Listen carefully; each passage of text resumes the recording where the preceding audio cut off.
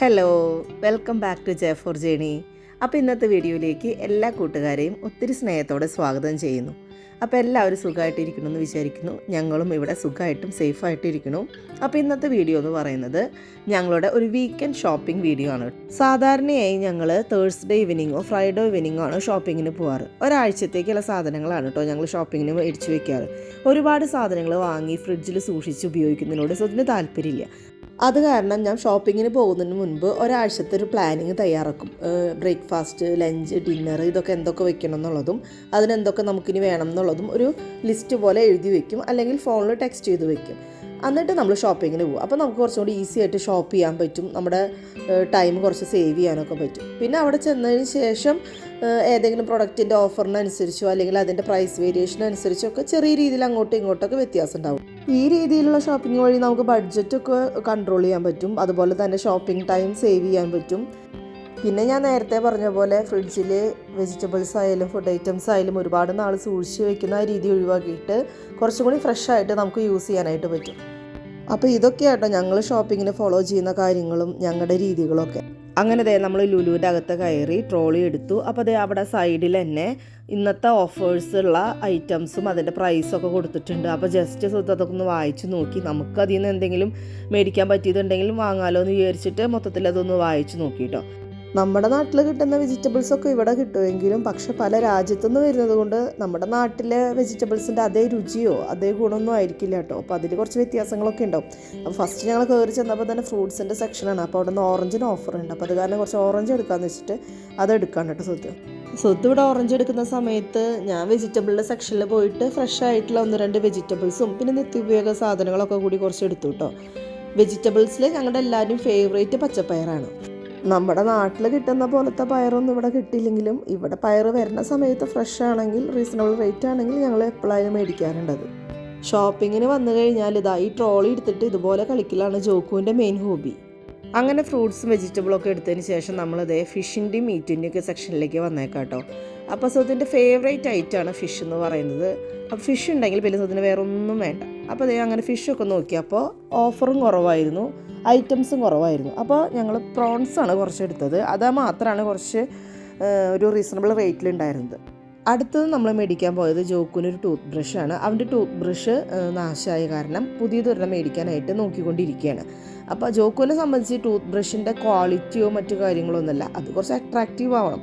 അപ്പോൾ അതിനുള്ള സെർച്ചിങ്ങാണ് ഈ നടന്നുകൊണ്ടിരിക്കുന്നത്. അങ്ങനെ കുറേ നേരത്തെ തെരച്ചിലിനൊടുവിൽ ജോക്ക് ഒരു ടൂത്ത് ബ്രഷ് എടുത്ത് അപ്പയ്ക്ക് കാണിച്ചു കൊടുക്കുകയാണ്. അതിങ്ങനെ താഴെ ഒട്ടിച്ച് വെക്കുന്ന ടൈപ്പ് ടൂത്ത് ബ്രഷാണ്, അതാണ് അതിൻ്റെ പ്രത്യേകത. അപ്പോൾ അതാണ് അവനത് ഇഷ്ടപ്പെട്ടത്.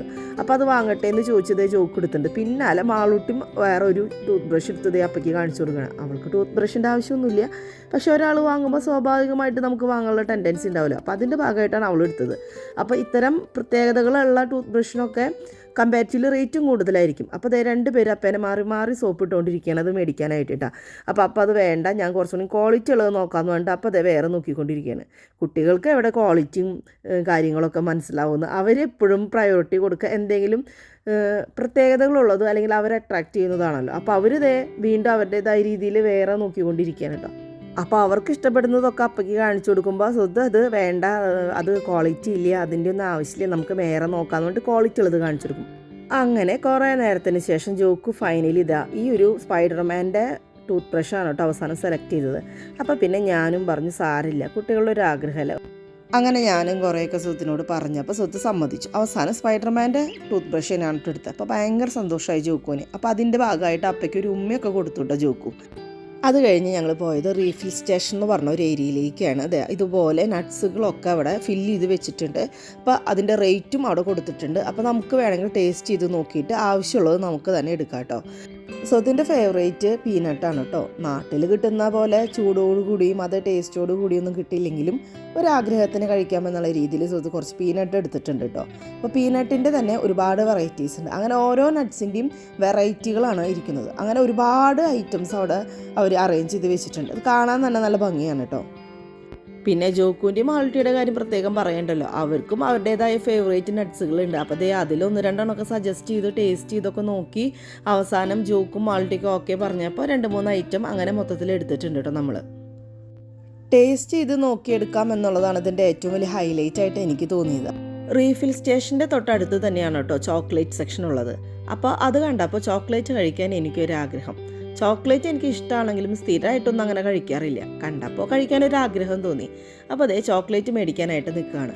അപ്പോൾ ഏത് ചോക്ലേറ്റാണ് നമുക്ക് വേണ്ടതെന്ന് വെച്ച് കഴിഞ്ഞാൽ അവരതിൻ്റെ ഒരു സാമ്പിൾ പീസ് നമുക്ക് തരും. അപ്പോൾ അത് ടേസ്റ്റ് ചെയ്ത് നോക്കി ഓക്കെ ആണെങ്കിൽ നമുക്ക് വാങ്ങിയാൽ മതി. അപ്പോൾ അങ്ങനെയുള്ളൊരു ഓപ്ഷൻ ഉണ്ട്. പക്ഷേ ഇങ്ങനെ ഒരുപാട് ഐറ്റംസ് നമ്മളിങ്ങനെ ടേസ്റ്റ് ചെയ്ത് നോക്കുമ്പോൾ കുറച്ച് കഴിയുമ്പോൾ നമുക്ക് ശരിക്കും ചിലപ്പോൾ യഥാർത്ഥ ഒരു ടേസ്റ്റും കിട്ടണമെന്നില്ല. അങ്ങനെ ഒരു ഡ്രോബാക്കും ഇതിനുണ്ട്. എങ്ങാനും ടേസ്റ്റ് ചെയ്ത് നോക്കാതെ വാങ്ങിയിട്ട് ഇഷ്ടപ്പെട്ടില്ലെങ്കിലോ എന്ന് ആലോചിച്ചിട്ടാട്ടോ എപ്പോഴും ടേസ്റ്റ് ചെയ്ത് നോക്കി വാങ്ങുന്നത്. ചോക്ലേറ്റ് വേണമെന്ന് പറഞ്ഞത് ഞാനാണെങ്കിലും ടേസ്റ്റിംഗ് നടത്തുന്നത് മാളൂട്ടിയാട്ടോ. ഗംഭീരമായ ടേസ്റ്റിംഗാണ് നടത്തിക്കൊണ്ടിരിക്കുന്നത്. എന്നിട്ട് ലൈക്കും ഡിസ്ലൈക്കും ഒക്കെ പറഞ്ഞുകൊണ്ടിരിക്കുന്നുണ്ട്. അങ്ങനെ അവസാനം നമ്മൾ കുറച്ച് ചോക്ലേറ്റ് ഒക്കെ മേടിച്ചു. വാങ്ങുന്നത് എനിക്കാണെങ്കിലും കഴിച്ചു തീർക്കുന്നത് മുഴുവൻ ജോക്കും മാളൂട്ടിയായിരിക്കും. എപ്പോഴെങ്കിലുമൊക്കെ നമുക്ക് തോന്നുമ്പോൾ കഴിക്കാമെന്ന് വെച്ച് നോക്കുമ്പോഴേക്കും ചോക്ലേറ്റ് മൊത്തം കാലിയായിട്ടുണ്ടാവും.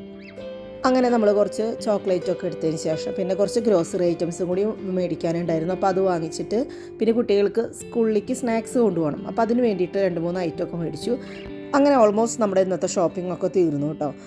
അപ്പോൾ അതേ നമ്മളിനിപ്പോൾ ബില്ലിങ്ങിന് പോവാണ്. അപ്പോൾ അതേ ഷോപ്പിങ്ങിന് വന്നാലും എവിടെ വന്നാലും ഞാൻ എപ്പോഴും പറയാറില്ലേ, മാൾട്ടിയും ജോക്കും എപ്പോഴും കളിയും കാര്യങ്ങളൊക്കെ ആയിട്ട് ഫുൾ എൻഗേജ്ഡ് ആയിരിക്കും. അപ്പോൾ അതേ ജോക്ക് അവിടെ നിന്ന് ഓരോന്ന് പറയുകയും ചെയ്യും. അപ്പോൾ അതനുസരിച്ച് മാളൂട്ടി ഇവിടെ നിന്ന് റിയാക്ട് ചെയ്യും.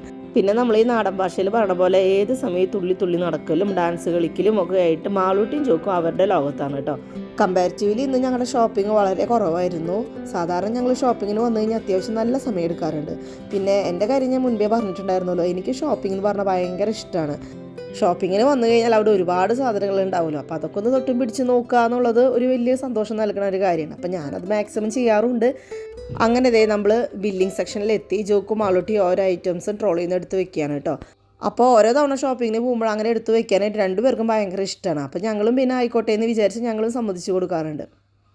അങ്ങനെ നമ്മൾ ബില്ല് ചെയ്യാൻ നിൽക്കുന്ന സമയത്താണ് മാൾട്ടി അവിടെ ഒരു കുഞ്ഞ് സൈക്കിളും ഒരു ചെറിയ ഫ്ലവറൊക്കെ വെച്ചിട്ട് നല്ല ക്യൂട്ടായിട്ടുള്ളൊരു ഐറ്റം കണ്ടേ കേട്ടോ. അപ്പോൾ കണ്ട ആവശ്യം മാൾട്ടി അതെടുത്തിട്ട് അതുമ്പോൾ കളിയും കാര്യങ്ങളൊക്കെ ആയി.